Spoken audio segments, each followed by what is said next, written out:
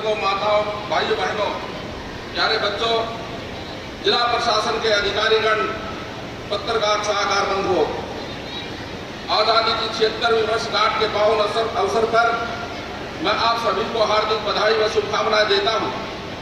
मैं देश की सीमाओं पर मुश्किल हालातों के बीच मुस्तैदी से तैनात वीर जवानों को भी स्वतंत्रता दिवस की विशेष तौर पर बधाई देता हूं। आज हर भारतवासी के लिए खुशी का दिन है। आज हर गली, हर मोहल्ले में तिरंगा है, हर घर, हर दफ्तर में तिरंगा है, हर वाहन, हर हाथ में तिरंगा है। पूरा देश तिरंगे के रंगों में रंगा है। पूरा देश देशभक्ति के रंग में रंगा है। इस दिन के लिए सपूतों ने अपना सब कुछ बलिदान कर दिया। इसी दिन के लिए असंख्य देशभक्तों ने कष्ट झेले और यातनाएं सही। मैं इस पावन अवसर पर आज़ादी की बलिवेदी पर अपने प्राणों की आहुति देने वाले सभी ज्ञात अज्ञात शहीदों को नमन करता हूं।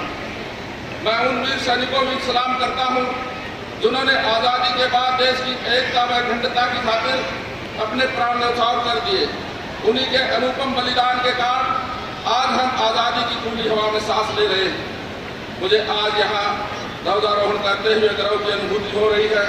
भाइयों बहनों, आज आप सभी जानते हैं पिछले 2 साल में हम सब आज़ादी का अमृत महोत्सव मना रहे हैं। इस महोत्सव के समापन पर माननीय प्रधानमंत्री श्री नरेंद्र मोदी जी ने मेरी माटी मेरा देश अभियान शुरू किया। 9 अगस्त को भारत छोड़ो आंदोलन की वर्षगांठ पर शुरू किए गए इस अभियान में देश के हर गांव, हर शहर की मिट्टी इकट्ठी की जा रही है। हम सभी जानते हैं आज़ादी के आंदोलन की पहली चिंगारी 10 मई 1857 को हरियाणा के अम्बाला से फूटी थी। उस चिंगारी ने आगे चलकर ऐसा आंदोलन खड़ा किया जिसके बलबूते पर हम सन 1947 में अंग्रेजी हुकूमत को उखाड़ फेंकने में कामयाब रहे। इस आंदोलन के बलिदानियों की देशभक्ति से हमारी युवा पीढ़ियां प्रेरणा हासिल करें। इसके लिए हम अम्बाला छावनी में शहीदी स्मारक बना रहे हैं। आज़ादी के बाद भी 1962, 1965 व 1971 के विदेशी आक्रमण से लेकर कारगिल युद्ध तक हरियाणा के वीर जवानों ने वीरता की मिसाल पेश करते हुए देश की आज़ादी में निरंतर योगदान दिया।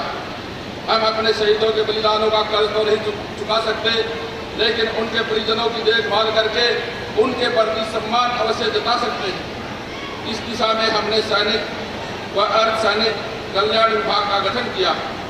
युद्ध के दौरान शहीद हुए सेना व अर्धसैनिक बलों के जवानों की अनुग्रह राशि बढ़ाकर 50 लाख रुपए की गई है। आईडी ब्लास्ट के दौरान शहीद होने पर भी अनुग्रह राशि बढ़ाकर 50 लाख रुपए की गई है। अब तक शहीदों के 367 आश्रितों को अनुकंपा के आधार पर नौकरी प्रदान की गई है। मेरी माटी मेरा देश अभियान में ऐसे वीरों के नाम पूरे देश के गांव से गौरव पट पर अंकित किए जा रहे हैं।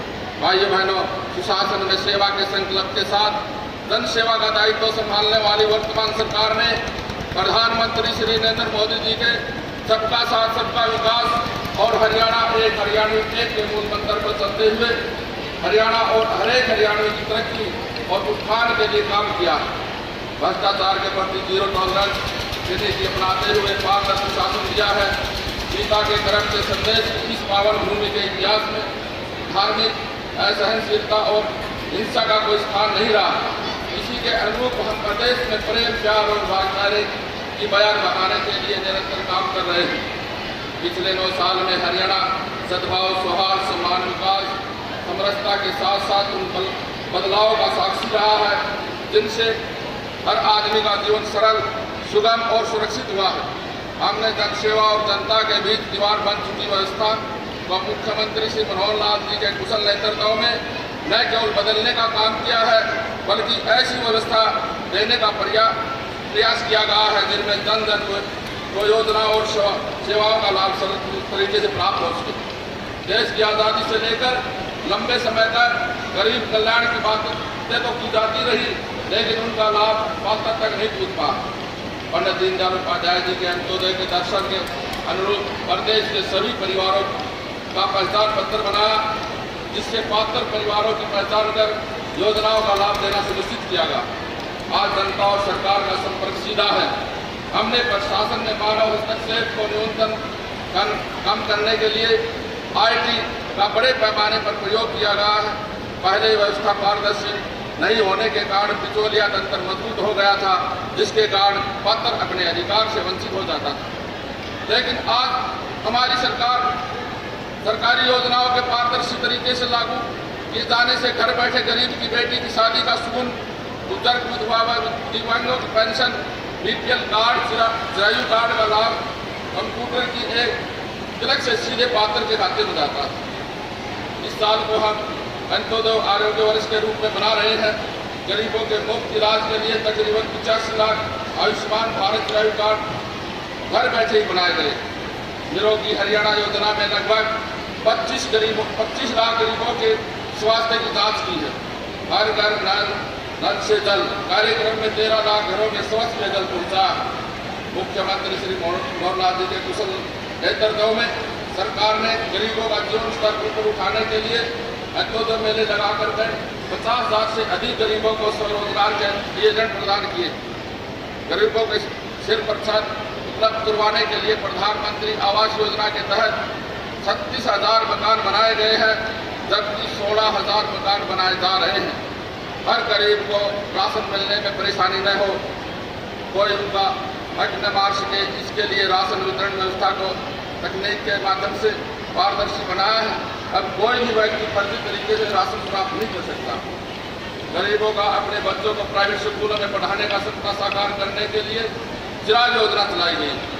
सरकारी नौकरियों में गरीब परिवारों के उम्मीदवारों को 5 अतिरिक्त अंक दिए जा रहे हैं। यही नहीं, कौशल रोजगार निगम के माध्यम से कच्चे कर्मचारियों की भर्ती में भी गरीब परिवारों के युवाओं को प्राथमिकता दी जा रही है। सरकार ने समाज के हर कमजोर वर्ग की मदद की। सामाजिक सुरक्षा पेंशन का दायरा बढ़ाते हुए अब 40 साल से अधिक आयु के विधुर और 45 से अधिक आयु के अविवाहित भी 2750 रुपये मासिक पेंशन के पात्र हो गए। भाइयों बहनों, सरकार ने कृषि, उद्योग, व्यापार, रोजगार, शिक्षा, स्वास्थ्य आदि हर क्षेत्र में भी ई गवर्नेंस के माध्यम से क्रांतिकारी बदलाव किए हैं। जिस प्रकार परिवार पहचान पत्र के डेटा से विभिन्न योजनाओं का लाभ लोगों को घर बैठे ही मिल रहा है, उसी प्रकार कृषि क्षेत्र में मेरी फसल मेरा ब्यौरा पोर्टल बनाकर किसान को लाभ देने वाली अनेक योजनाओं को इससे जोड़ दिया गया।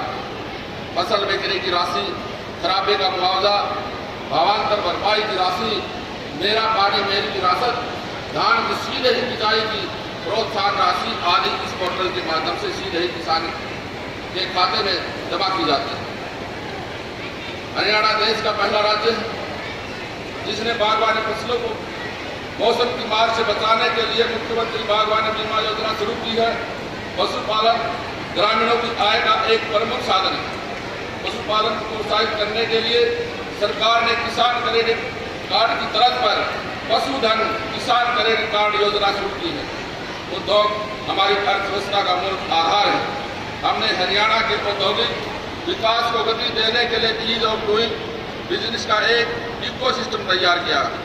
हमने प्रमाण पत्र, लाइसेंस और अनुमति देने में अड़चन पैदा करने वाले अनेक नियमों और प्रक्रिया को खत्म कर आज हरियाणा में निवेशकों को 247 सेवाएं ऑनलाइन प्रदान की जा रही हैं और उन्हें सभी स्वीकृतियां निर्धारित अवधि में देना सुनिश्चित किया गया। आज हरियाणा देश विदेश में निवेशकों की पहली पसंद बन गया। हमने प्रदेश में 20 साल से अधिक समय से किराए या लीज अथवा लाइसेंस फीस पर चल रही पालिकाओं की दुकानों व मकानों की मलकियत उन पर काबिज व्यक्तियों को देने की व्यवस्था की। पिछले 9 वर्ष से अधिक बड़े व मध्यम तथा लगभग 2 लाख सूक्ष्म और लघु उद्यम स्थापित किए हैं, जिनमें लगभग 50,000 करोड़ रुपये का निवेश हुआ व 18 लाख से अधिक लोगों को रोजगार मिला। व्यापारी भाइयों का भी प्रदेश में विकास में महत्वपूर्ण योगदान है। हमने उनके हित में अनेक कदम उठाए हैं। उनके लिए चलाई जा रही ज़्यादातर योजनाएं ऑनलाइन कर दी गई है। प्राकृतिक आपदा में व्यापारियों की जान और माल के नुकसान की भरपाई के लिए मुख्यमंत्री व्यापारी क्षतिपूर्ति बीमा योजना और मुख्यमंत्री व्यापारी सामूहिक निजी दुर्घटना बीमा योजना शुरू की। प्रधानमंत्री लघु व्यापारी मानधन योजना के तहत खुदरा विक्रेताओं तथा दुकानदारों के लिए मासिक पेंशन सुनिश्चित की गई। भाइयों बहनों, हमने युवाओं की योग्यता का सम्मान किया। 1,10,000 युवाओं को योग्यता के आधार पर सरकारी नौकरियां दी। आउटसोर्सिंग सेवाओं में युवाओं को ठेकेदारों के शोषण से बचाने के लिए हरियाणा कौशल रोजगार निगम बना। आज खेल जगत में हरियाणा का बड़ा नाम। हमारे युवा बड़ी उपलब्धियां प्राप्त कर देश प्रदेश का नाम रोशन कर रहे हैं। मेडल जीतने वाले खिलाड़ियों को नगद पुरस्कार देने के साथ साथ सरकारी नौकरियां दी जा रही। अवार्ड पाने वाले खिलाड़ियों को मासिक मानदेय भी दिया जा रहा। भाइयों बहनों, हमने गांव के विकास में महिलाओं की भागीदारी सुनिश्चित करने के लिए पंचायती राज संस्थाओं में महिलाओं को 50% प्रतिनिधित्व दिया। महिलाओं के लिए आजीविका के अवसर प्रासंगिक को महिलाओं को देने का प्रावधान किया है। अटल किसान मजदूर कैंटीन व मीठा बिक्री केंद्रों का संचालन भी महिलाओं को सौंपा गया। स्वरोजगार के लिए महिलाओं के 56,000 स्व सहायता समूह का गठन किया गया।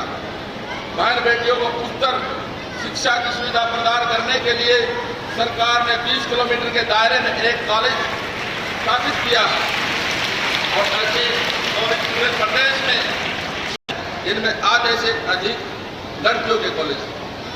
शहरों की सब संपत्तियों का भी प्रॉपर्टी आईडी बना करके संपत्तियों की खरीद बेच में होने वाली धोखाधड़ी को समाप्त किया गया है।